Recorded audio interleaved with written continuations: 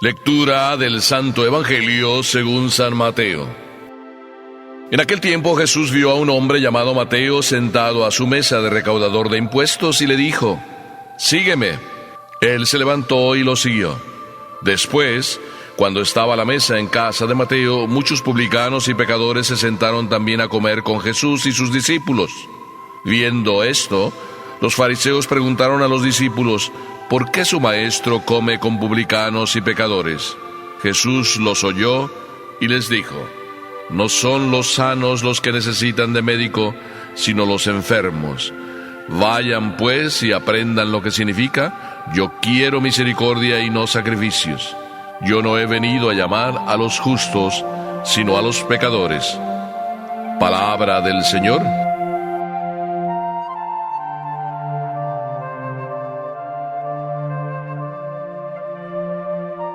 Nadie es perfecto sino solo Dios. Creo que te acuerdas que esta frase es muy evangélica: nadie es perfecto sino solo Dios.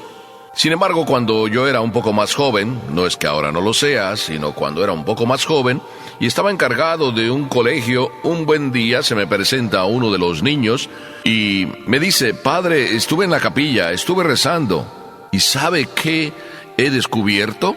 Estaba leyendo el Evangelio y meditando, y llegué a aquel capítulo y aquel pasaje donde dice: nadie es perfecto sino solo Dios. ¿Y qué verdad es eso?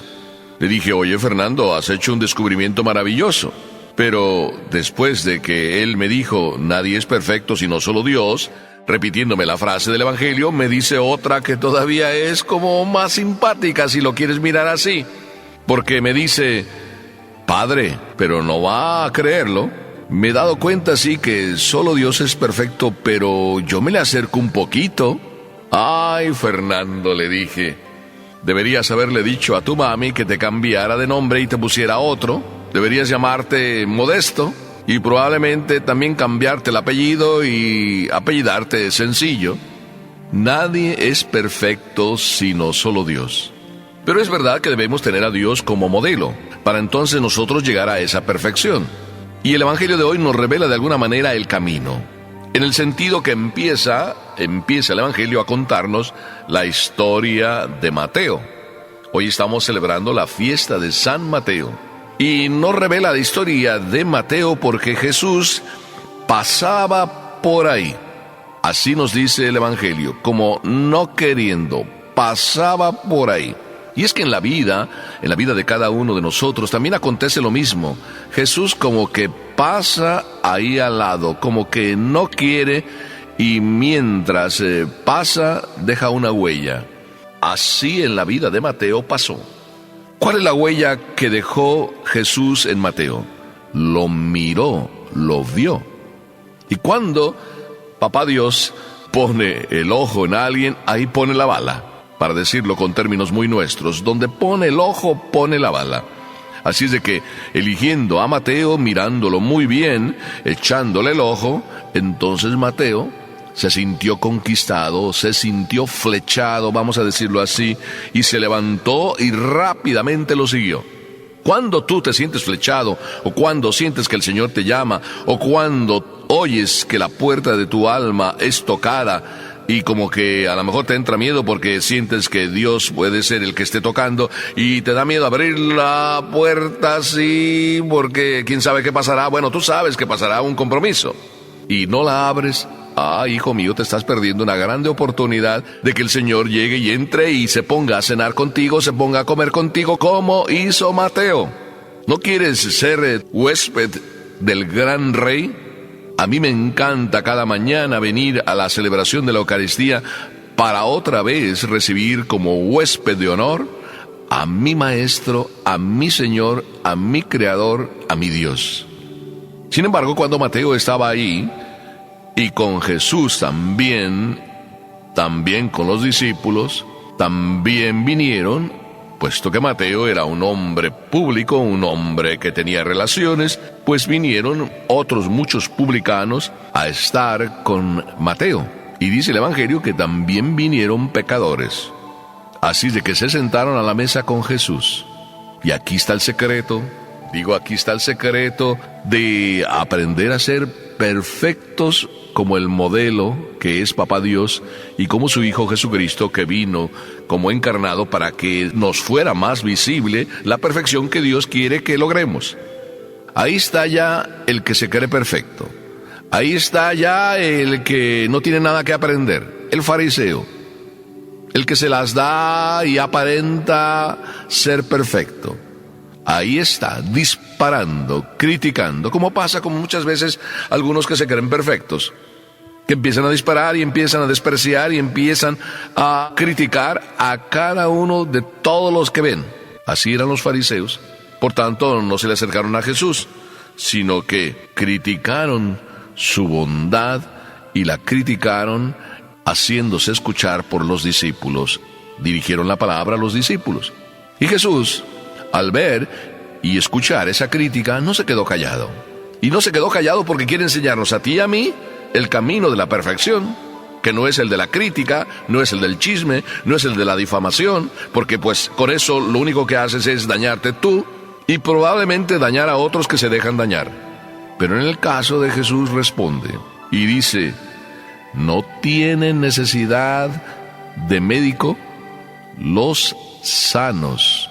Lo digo lentamente, como para que palabra por palabra vaya cayendo en tu corazón. ¿Tú eres de los que se sienten sanos? ¿De los que no necesitan curación? ¿De los que nunca quieren estar en el hospital? ¿De los que nunca quieren pasar por los pits? ¿De los que nunca quieren pasar por el confesionario? ¿De los que nunca dicen que necesitan sanación porque sanos son? Si tú eres uno de esos, entonces probablemente ya estás en el puesto de los fariseos y no te estás acercando a lo que Jesús quiere, parecerte a Él por el lado del enfermo. Y digo parecerte a Él por el lado del enfermo porque es al enfermo al que Dios viene. Acuérdate, es la oveja número 100. Y a mí me encanta ser la oveja número 100, porque me encanta sentirme querido, me encanta sentirme amado, me encanta sentirme protegido, me encanta sentirme en la ternura y en el regazo de Papá Dios. Misericordia quiero, dice Jesús, y no sacrificios. Es decir, es lo mismo que antes. Es decir, Jesús, mirándonos a nosotros y mirándonos que muchas veces somos como fariseos, es decir, que nos encanta, aparentar, quedar bien, o quedarnos en las cosas externas y no ir alimentando nuestro corazón. Y podemos como aplicar este caso. ¿Cuántas veces nosotros venimos a la iglesia y nos preocupamos de cosas externas? Decimos que amamos al Señor porque le traemos 2, 3, 4, 5 veladoras. Decimos que amamos al Señor o a la Santísima Virgen porque le traemos un ramo de flores. Pero nuestra vida está ajena totalmente a la vida que Dios quiere de nosotros, a la vida que la Virgen quisiera que viviéramos. Por eso muchas veces la Virgen nos repite: hagan lo que les dice. Es decir, no se dediquen a las cosas externas, no se dediquen a las apariencias, no se dediquen a la vanidad. Misericordia y no sacrificios. Misericordia. ¿Qué significa misericordia en términos nuestros, para que nos entendamos y para que logremos esa perfección que Dios quiere de nosotros? Misericordia significa que tienes un corazón capaz de compadecerse, capaz de sentir con Papá Dios, capaz de vivir las miserias humanas, las necesidades humanas, tus propias miserias, tu pecado, tus infidelidades, tus derrotas, tus fracasos, y vivirlos para sentirte y buscar la sanación de Papá Dios. Cuando tú eres así y te acercas a Papá Dios, porque eso, humilde y sencillo, te pones de rodillas y quieres que el Señor te cure, estás entonces como Mateo, que te sientes flechado por Dios, y no solo te sientes flechado por Dios, sino que te dejas querer por Dios y te dejas invitar o invitas a que esté contigo Papá Dios y que conviva y te cure y te sane. Hermoso es el ejemplo de Jesús.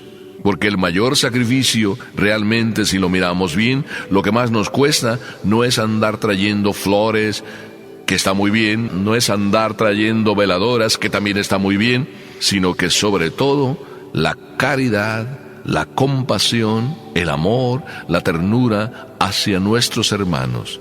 Qué hermoso es vivir todos como hermanos. Entonces sí que podemos parecernos a Dios. Entonces aquí el cuento, la historia real de este Fernando, alumno mío, vale también. Porque si tú lees en el Evangelio que nadie es perfecto sino solo Dios, y te atreves a tener misericordia más que andar trayendo este tipo de sacrificios, entonces ya te le acercas un poquito a Papá Dios.